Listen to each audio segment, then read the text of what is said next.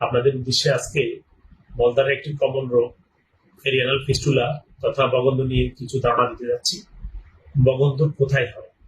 আমাদের যে পায়ুপথ তথা মলদ্বারের চারপাশে 3 থেকে 5 ইঞ্চির মধ্যে ফোড়া অথবা বাগির মতো যে কোনো উদ্বেগ, যেটা হতে প্রথমে সামান্য পানির মতো অথবা রক্ত মিশ্রিত পানি অথবা প্রস্রাব নিয়মিত অথবা থেমে থেমে সিক্রেশন হলে তাকে আমরা ফিস্টুলা হিসেবে ধরি।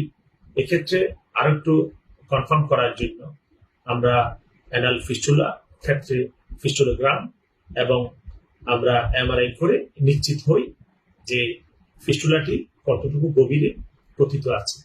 এক্ষেত্রে পেশেন্টরা আমাদের কাছে মলদ্বারের ফোড়া অথবা বাকি বলেই আসে। আমরা তখন নিশ্চিত হওয়ার জন্য এই পরীক্ষাগুলি করে আমরা কনফার্ম করি।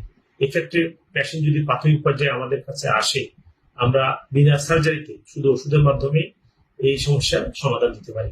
ধন্যবাদ।